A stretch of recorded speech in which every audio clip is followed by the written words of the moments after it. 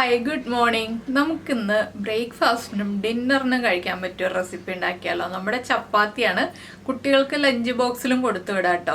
ഈ ചപ്പാത്തി എന്ന് പറഞ്ഞിട്ടുണ്ടെങ്കിൽ നമ്മൾ ഗോതമ്പ് പൊടി മാത്രം ചേർത്തിട്ടല്ല ഉണ്ടാക്കുന്നത്, പല ഇൻഗ്രീഡിയൻസ് കുറച്ചായിട്ട് ചേർത്തിട്ടാണ് ഉണ്ടാക്കുന്നത്.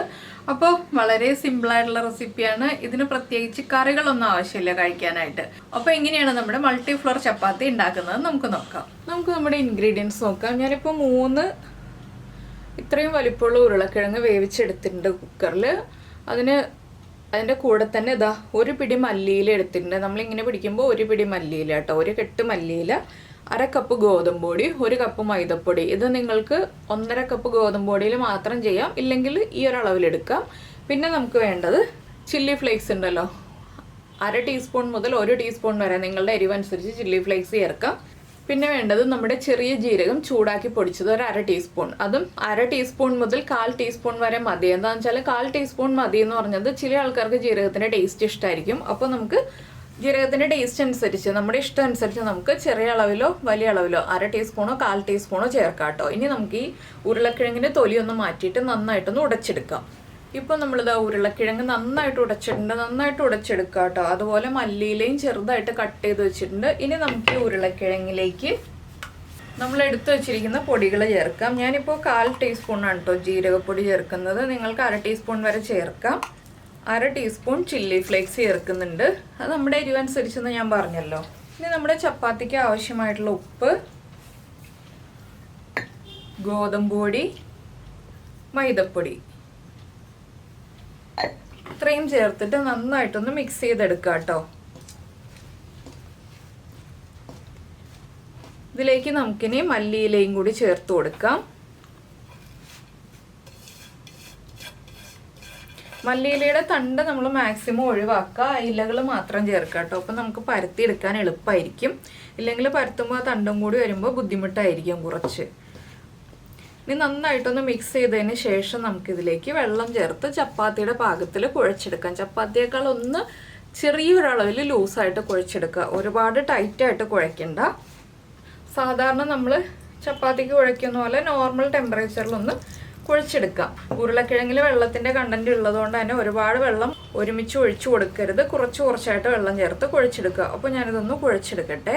അപ്പോൾ നമ്മുടെ ചപ്പാത്തി മാവ് കുഴച്ച് കഴിഞ്ഞിട്ടുണ്ട്. ഇത് കണ്ടോ, നല്ല സോഫ്റ്റ് ആയിട്ടല്ല, പക്ഷെ നല്ല ഹാർഡുമായിട്ടല്ല നമ്മൾ കുഴച്ചിട്ടുള്ളത്. ഒരു മീഡിയം സോഫ്റ്റ്നെസ്സിലാണ് കുഴച്ചെടുത്തിട്ടുള്ളത്. ഇനി നമുക്കിതൊരു 15 മിനിറ്റ് അടച്ചു വയ്ക്കാം. 15 മിനിറ്റ് കഴിഞ്ഞിട്ട് നമുക്ക് ചപ്പാത്തി ഉണ്ടാക്കാൻ തുടങ്ങാം.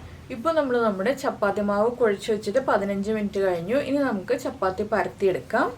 ചപ്പാത്തി പരത്തുമ്പോൾ വലിയ ചപ്പാത്തിയായിട്ടും പരത്തരുത്, ചെറിയ ചപ്പാത്തിയായിട്ടും പരത്തരുത് കേട്ടോ. ഒരു മീഡിയം വലിപ്പത്തിലുള്ള ചപ്പാത്തിയായിട്ട് പരത്തുക. അപ്പോൾ ഞാൻ ആദ്യം കുറച്ച് ചപ്പാത്തി മാവ് എടുത്ത് കയ്യിൽ വെച്ച് ഉരുട്ടി എടുക്കുന്നുണ്ട്. കുറച്ച് പൊടി ഇട്ടിട്ട് പരത്തുക കേട്ടോ. എന്താണെന്ന് വെച്ചാൽ ഇത് ചെറിയൊരു തിക്നെസ്സിലാണ് നമ്മൾ പരത്തിയെടുക്കുന്നത്. നിങ്ങൾക്ക് കറക്റ്റ് ഷേപ്പിൽ ഇത് പരത്തിയെടുക്കാൻ പറ്റില്ല. എന്താണെന്ന് വെച്ചാൽ നമ്മുടെ മല്ലിയിലയൊക്കെ ഉള്ളതുകൊണ്ട് കറക്റ്റ് ഷേപ്പായി കിട്ടാൻ ചെറിയൊരു ബുദ്ധിമുട്ടുണ്ടാവും. അത് നിങ്ങൾ ചെറുതായിട്ട് ബുദ്ധിമുട്ടൊന്നും വിചാരിക്കേണ്ട ആവശ്യമില്ല. മല്ലിയില ഉള്ളതുകൊണ്ടാണ് കറക്റ്റ് ഷേപ്പിൽ പരത്തിയെടുക്കാൻ ബുദ്ധിമുട്ടാവും എന്ന് ഞാൻ പറഞ്ഞത്. പിന്നെ കറക്റ്റ് ഷേപ്പിൽ തന്നെ വേണം എന്നുണ്ടെങ്കിൽ നമുക്ക് ഒരു റൗണ്ട് പ്ലേറ്റ് വെച്ചിട്ട് കട്ട് ചെയ്തെടുക്കാവുന്നതേ ഉള്ളൂ. കണ്ടോ, കുറച്ച് പൊടി കൊണ്ട് തന്നെ നമുക്ക് പരത്തിയെടുക്കാൻ പറ്റുന്നുണ്ട്. പിന്നെ വല്ലാതെ തിന്നായിട്ട് പരത്തിയെടുക്കണ്ട.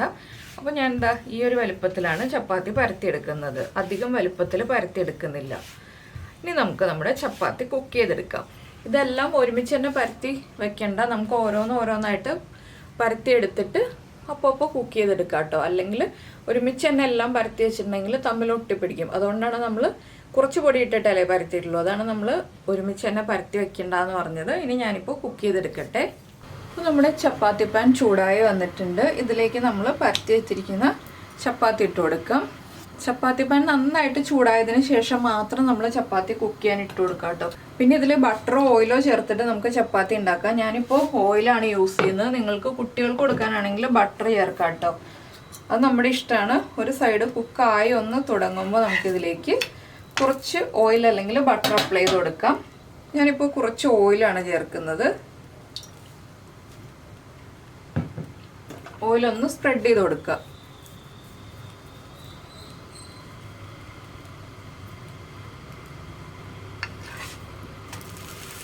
ഈ സൈഡിലും ഇതുപോലെ തന്നെ ഓയിലൊന്ന് സ്പ്രെഡ് ചെയ്ത് കൊടുക്കുക. പിന്നെ പൊങ്ങി വരുമൊന്നുമില്ല കേട്ടോ, നന്നായിട്ട് അങ്ങനെ പൊങ്ങി ബബിള് പോലെ ഒന്നും ആയി വരില്ല. എന്താണെന്ന് വെച്ചാൽ നമ്മുടെ ഉരുളക്കിഴങ്ങൊക്കെ അല്ലേ, അതുകൊണ്ടാണ് പൊങ്ങി വരില്ല എന്ന് പറഞ്ഞത്. ഉരുളക്കിഴങ്ങ് മല്ലിയിലേക്ക് ആകുമ്പോൾ പൊങ്ങി വരില്ല, പക്ഷെ നമുക്ക് ആ മല്ലിയിലെയും ചില്ലി ഫ്ലേക്സും എല്ലാം കാണാൻ പറ്റും. ഇതിൻ്റെ ഏറ്റവും നല്ല കോമ്പിനേഷൻ റൈത്തയാണ് കേട്ടോ. അപ്പോൾ നമ്മുടെ ചപ്പാത്തി ഒന്ന് കുക്കായി തുടങ്ങട്ടെ. ഒരു മീഡിയം ഫ്ലെയിമിൽ വെച്ചിട്ട് കുക്ക് ചെയ്യുക.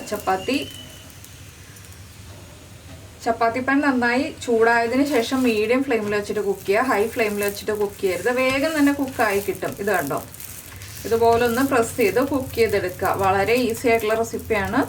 എല്ലാ ദിവസവും ഒരേ രീതിയിൽ ചപ്പാത്തി ഉണ്ടാക്കി കഴിക്കുന്നതിനേക്കാൾ ഒരു വ്യത്യാസമല്ലേ നമുക്ക് വ്യത്യസ്തമായ രീതിയിലുള്ള ചപ്പാത്തികൾ ഉണ്ടാക്കി കഴിക്കുമ്പോൾ. അപ്പോൾ നമ്മുടെ ചപ്പാത്തി ഇതാ റെഡി ആയി വന്നിട്ടുണ്ട്. ഇതുപോലെ നമുക്ക് ബാക്കിയുള്ള ചപ്പാത്തികളും ഉണ്ടാക്കിയെടുക്കാം.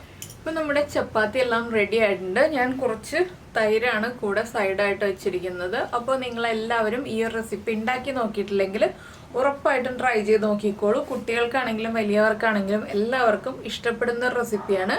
അപ്പോൾ ചൂടോടുകൂടി കഴിക്കാം കേട്ടോ. ഈ ഒരു ചപ്പാത്തി ഉണ്ടാക്കിയിട്ട് നല്ല സോഫ്റ്റ് ചപ്പാത്തിയാണ്. അപ്പോൾ എല്ലാവരും ഉണ്ടാക്കി കഴിഞ്ഞിട്ട് ഇഷ്ടമായി കഴിഞ്ഞാൽ ഒന്ന് ലൈക്ക് ചെയ്യാനും അതുപോലെ ഇഷ്ടപ്പെട്ട റെസിപ്പി ആണെങ്കിൽ കമൻറ്റ് ചെയ്യാനും മറന്നുപോയില്ലല്ലോ.